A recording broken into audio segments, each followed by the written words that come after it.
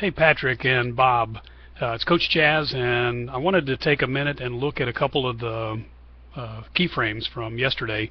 You'll see obviously Patrick on the left here. Now that's with my iPhone, so it's a pretty rough video. But the first thing I want to draw your attention to is this glove size. Check out the size of this glove. We've probably got 4 or 5 guys on the team who I think, and this is my humble opinion, have a very large glove.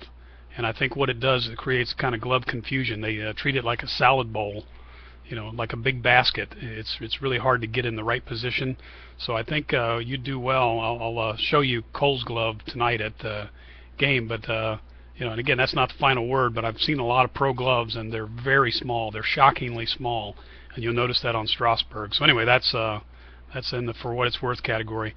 But what I've done, I've put them both in what we call keyframes. And I want to show you the first keyframe, which is knee high. So both of these guys, you know, are at the point where their knee, you know, hits the absolute height. And the thing that I'll point out to you is Strasburg has brought his knee back behind the other leg. So what he's doing, I mean, this is storing energy. So if Patrick were back here, he's going to store more energy. It's pretty easy to do, and you do it very slowly. You know, both of these guys came up, you know, to that position very slowly. So what they're doing, they're storing potential energy. So there's no reason not to go ahead and get, you know, that backside, you know, a little more facing the batter and bring this leg back and store a little more energy. Because what we're going to do from there, you know, the old adage used to be drop and drive, and the new adage is tall and fall. So you'll notice that Strasburg, very tall, you know, as is Patrick, and what it is, it's a very controlled fall. But obviously Strasburg's got more energy, so you notice at the same speed here, you know, he's getting out a lot slower, so he's starting to release that energy toward the plate a lot slower. So that's the first thing I see. What I'm going to do is I'm going to jump now to ball down, and this is something that all of our kids are doing. And where Strasburg lets that ball fall all the way to the ground, our guys have a tendency to, at what's called handbrake, you know, when he brings this out of his glove, you notice he really doesn't let it come all the way down. He picks it up. So he's wanting to pick it up and bring it to his ear very quickly. And what I'll draw your attention to is almost every one of our guys, if you'll draw this line right here, imagine what a javelin thrower looks like. So Strasburg, front arm is up, back arm is down. And again, Patrick, this is not specific to you, but all of our guys get in just the opposite position. They want to get that ball up, get it ready to throw fast, and what they're doing, they're hurrying their backside. So they're really not letting the front side lead the pitch. Strasburg here is letting the front side lead the pitch. The backside is lagging or trailing, where, you know, typical youth pitcher, they want to get that ball, get it up, and in a throwing position immediately, and frankly too soon. So I think that's one, if you'll just imagine, if I were to give you one pose to think about, if you'd strike that pose at a point during your pitch, that's glove up and ball down. So you're really, you know, I would call it rearing back to throw. Okay? So, you know, Patrick is rearing to throw, but he's rearing forward to throw. He's coming downhill where Strasburg's going up. So again, that's another thing we'll work on. I'm going to move to land. So at the point where they both hit the ground, Patrick's in good shape. So he's got good form there. The thing that I draw your attention to is when that glove goes up, then it comes in to be tucked. So Strasburg took his glove up. He's got a more active left side. Patrick just sort of lets the glove fall away. Again, very typical. So where you see Strasburg starting to tuck the glove, I mean, Patrick gets in a very good position. Now notice too, his video is 30 frames a second and Strasburg is 60. So you're seeing a little bit. When I try to roll them frame by frame, they get out of sync. So what I'm going to do, I'm going to jump to arm cocked. Again, good position. The only thing I'd note is that if Patrick were pulling that glove up to his chest, you know, he's going to get better balance. He's keeping all of his momentum down a single line instead of having a cantilever, you know, for the glove on the left side.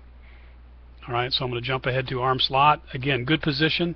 The only thing I would note is that almost all of the pros these days are dragging their foot, where Patrick's foot is coming up. So he's throwing off one foot. Strasburg is completely level.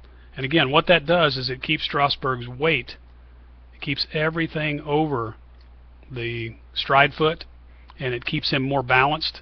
Where you see Patrick, because he's picked that up in the air, it's again sort of a counterweight. It's cantilevering over, and his body, is going to the left.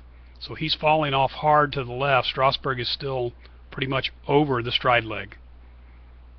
Again, I'm going through these pretty quickly. We'll work on them all, in a much more controlled pace, but I'm just kind of taking you frame by frame, or at least keyframe by keyframe, and showing you what I see. So here's their release position. Again, I would say, Strasburg is grounded until release, and then of course the foot has to come up. So it does here. But again, if you look at these two positions, Patrick's falling off to the left. He's kind of tucking this leg behind him. Instead of keeping them all, if we were to shoot this umpire view, you'd see that Strasburg is very stacked. He would be very stacked over this leg, so that his body, his momentum is still very much, over the stride leg. All right, so continuing to go. Again, we see Patrick falling off, hard to the left. Now the other thing that's interesting is, we actually have a position. We call this position arm down, and the position following we call arm side. So you notice that Strasburg, again, very centered and very stable over that leg. He pulls his arm across his body, where Patrick, if I look at these two positions, Patrick stops and kind of ends up right there. Okay, so his body falls off to the left. The arm, hits the brakes, staying in front of him, as opposed to the body being more straightforward. So Patrick is now pointing this way. His body's gotten way out there. Strasburg is a little bit, if you look at Strasburg, I mean, he's not directly facing the plate, but he's much more at a 45-degree angle, and his arm comes across his body. So Patrick's doing, kind of a hard left, and it forces his arm to hit the brakes right there. So again, I know this is pretty quick. We'll work on these all piece by piece, because I think there's some fundamentals, that will correct some of the later stages. But I wanted to give you, kind of a pro comparison, or a frame by frame all the way through, so you realize that we've got a couple things to work on. Nothing show-stopping here, nothing to keep us from putting him in the game, and working on it out there. But we'll keep doing these side sessions, and we'll go from there. Thanks, guys.